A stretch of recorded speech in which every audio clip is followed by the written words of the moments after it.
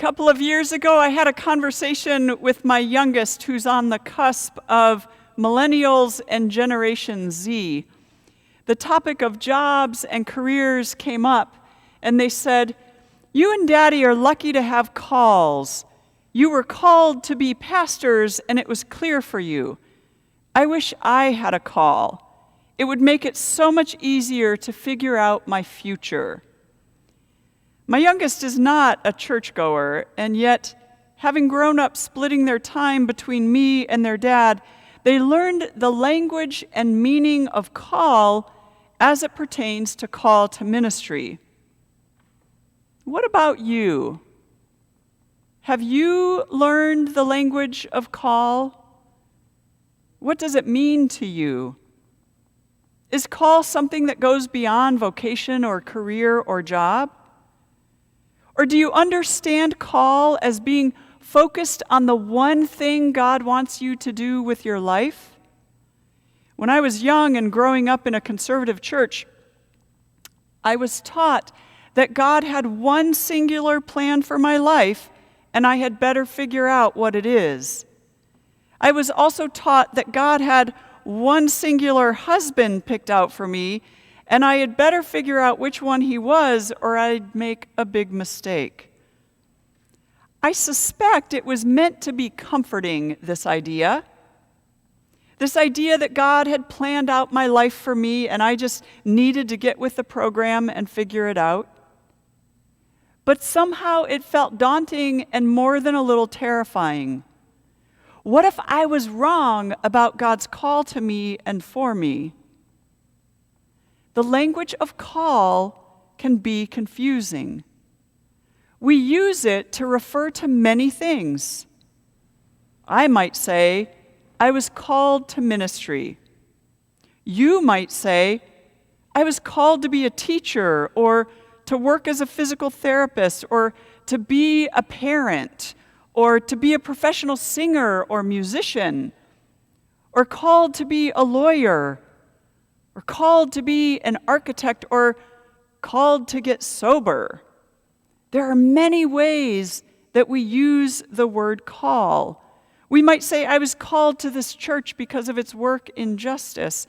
I was called to Chicago because of the many opportunities it was going to give me. I was called to marry this person. Or I felt called to volunteer with LPCS or with the night ministry because it's so important that people have food and housing. You get the idea. We use it as a specific direction to go, or for why we follow a specific path or plan. And we use it to describe that sense we have when we hear God nudging or pushing us or leading us to do or say something. In the Gospels, when we hear the word call or called, we tend to think of it as a kind of divine intervention. Jesus or God is saying, this is your purpose or your vocation or your path. What if we have idealized the concept of call, and the reality is that call is much more common and ordinary and everyday than what we think? In the story that was read this morning from the Gospel of Mark by Jonathan, Jesus has just finished his time in the wilderness and his public ministry is beginning. We aren't sure who knows what about him by the time he strolls into Galilee. We can assume the disciples of John the Baptist know about Jesus because John has been preparing them. But we aren't clear who else knows anything. Jesus went into Galilee announcing God's good news and telling people that it's time. God's kingdom is here, and it's also coming. Jesus tells everyone who listens to change their hearts and their lives and to trust the good news. Leave behind the sins you aren't proud of and walk in this direction instead. The story then says that as Jesus walked by the Sea of Galilee, he saw two brothers throwing fishing nets into the water, and Jesus says to them, "Come follow me, and I'll show you how to fish for people." Jesus wasn't telling the brothers that the one plan for their lives was to become Jesus' disciples. In fact, the word used for come, when Jesus said, "Come follow me," is a word that is used to kind of signify a loud voice. Come! Not really an invitation, but more of a command. Or maybe an enthusiastic invitation. It's not quite clear. The story says they didn't waste a minute, but immediately got up and followed Jesus. No deep thought, no weighing the options, no discernment. Just getting up and going like that. And then after a little bit, they saw James and John mending nets in the boat with their father Zebedee and the servants. The story says that Jesus called them, and they got up and left the nets and their father in the boat, and they went with Jesus. The word called in this case is a word that means Jesus used a loud voice and issued an order. No pondering, no counting the cost, no feeling guilty about leaving dear old dad. They just went. Now, it also doesn't say that Jesus was looking for those four in particular. The way the story reads, it sounds like he just happened to see them on his way next to the sea. The story continues on in terms of what they encounter as they travel from village to village. But for our purposes, Jesus has just called 4 of the 12, and it doesn't appear that any of them know to what they are being called, or why, or for how long, or even to where. They probably didn't even know they were being called in the way that we think about it.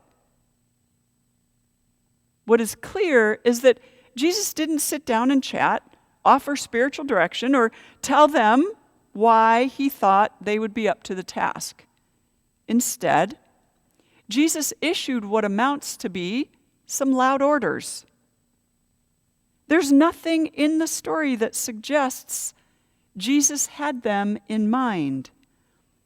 It's almost as if they were just the first eligible ones on the way. What if the word call, as it pertains to Jesus calling the disciples, was really more about Jesus using a strong or loud voice?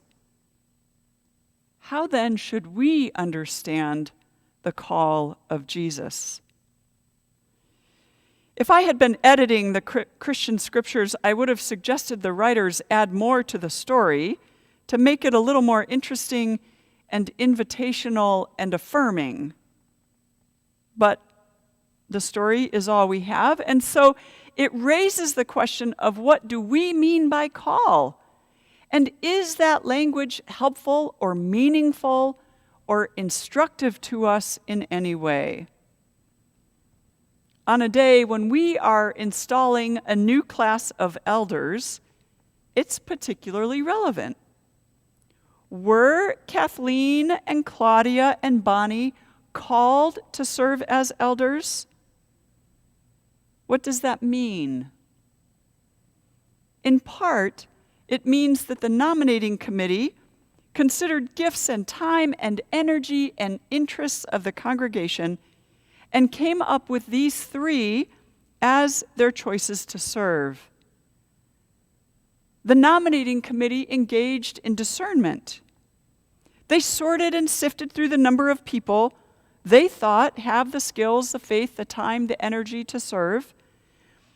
Then they asked them if they would be willing and able to serve, and each one of these three said yes.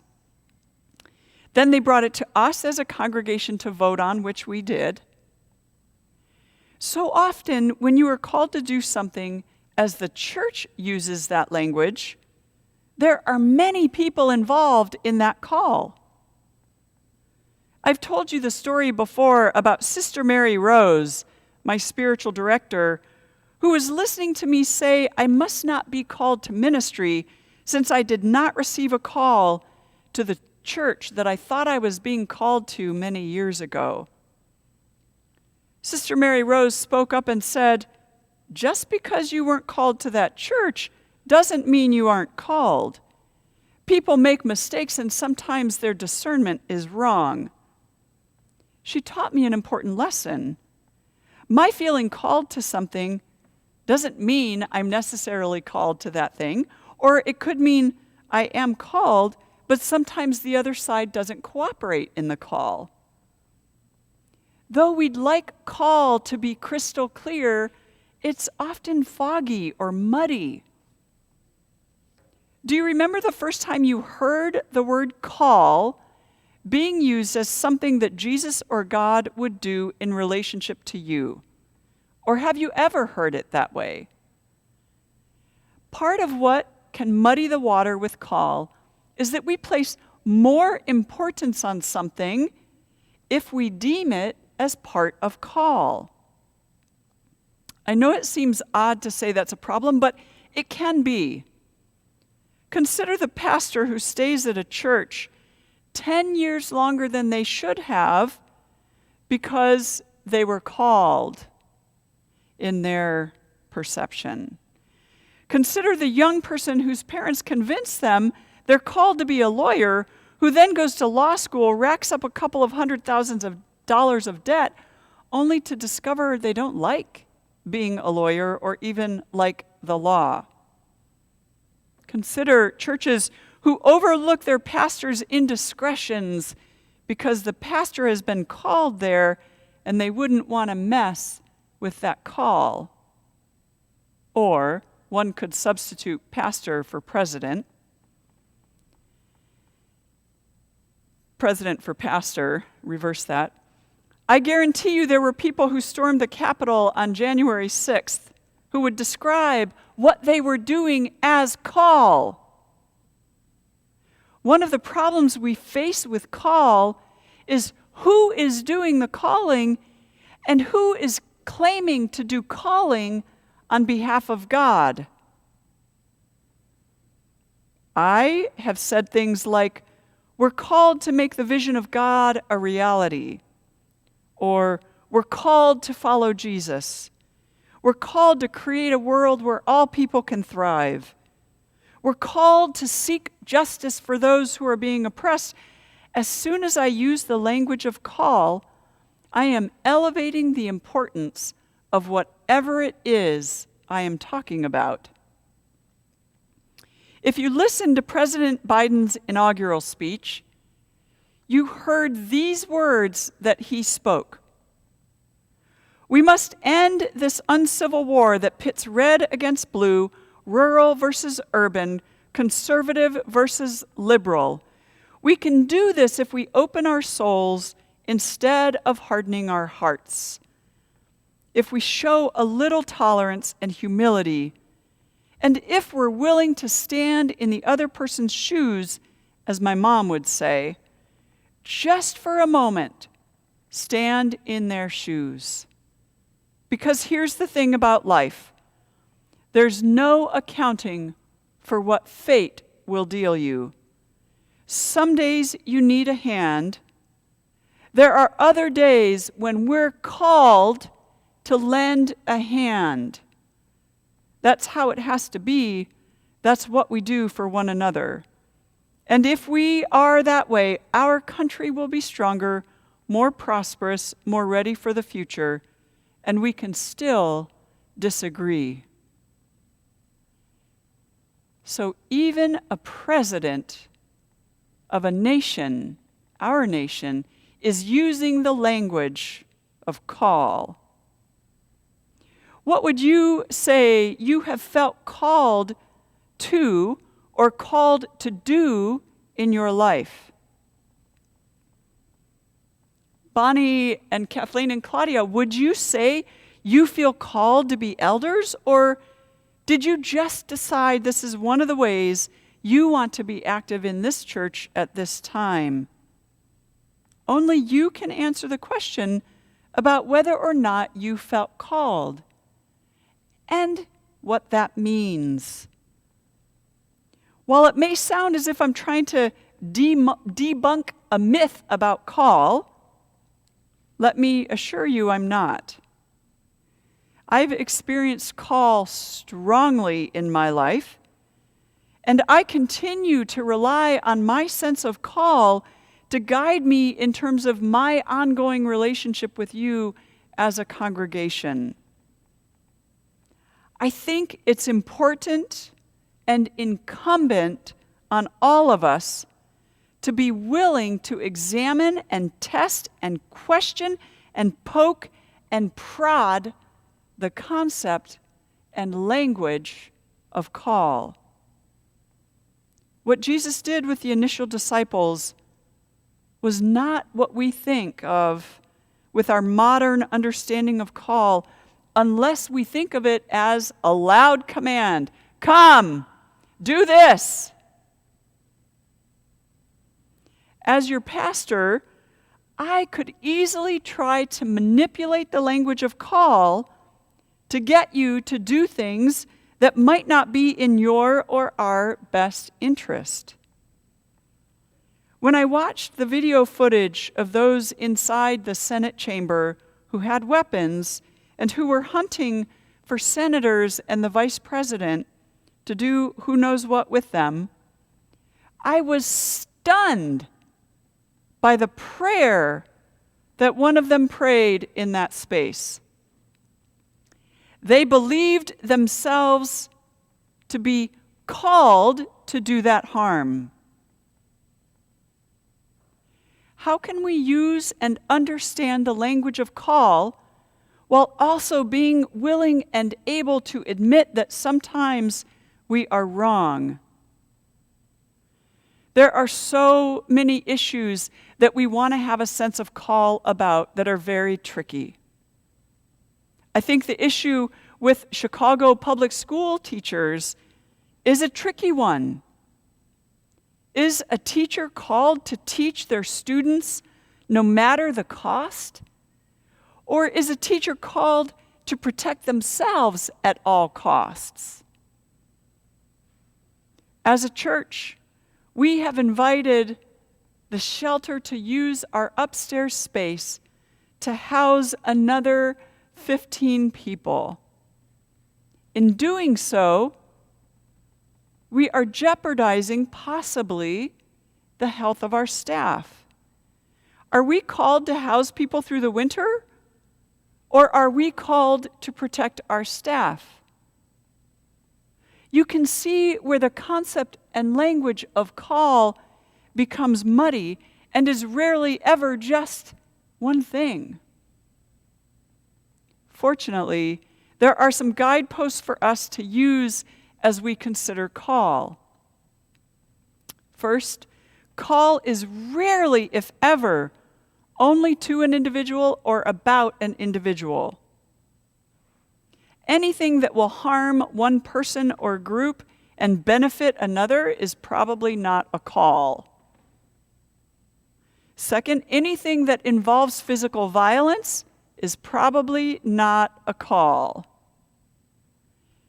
Third, St. Ignatius of Loyola, who has written extensively on discerning the spirits, has said that in order for something to even be considered discernment, it has to be a choice between two goods or many goods. In other words, you're not discerning something if one of the choices is to commit violence or direct harm against another. While it seems like that would make it clear, it's not, because our concepts of good vary greatly. Many of us who are queer clergy and elders remember when there were those in our denomination who told us that by saying we were called to ministry in the church, we were harming the church. Their concept of good was only related to straight people. Just because someone claims harm doesn't mean it's necessarily harm. You can see why it gets very tricky. We can use these guideposts, and we must use them carefully and with intention. Part of why we have group decision-making, rather than naming me as an authority and giving me the authority to make all the decisions on our behalf, is that we believe a group of people is often more able to discern the call and desire of God than just one person. The idea behind democratic governance is that the group is better able to discern. Obviously, if the group only has its own interests in mind, then that falls apart, as we have seen over and over again throughout history.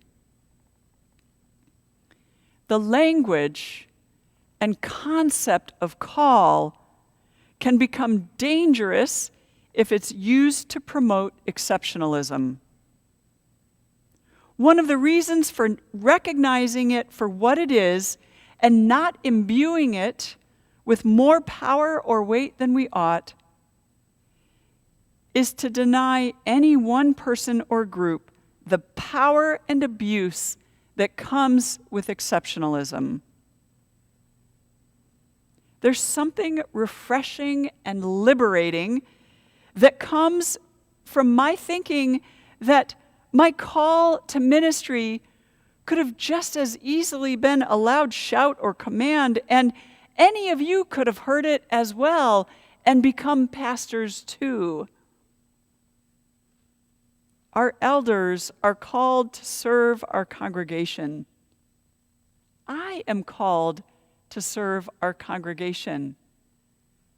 And each one of you is called to serve our congregation.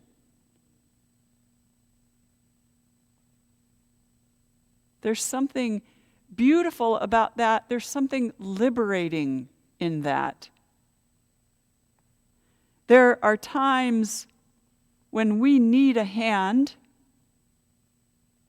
and there are times when we are called to lend a hand.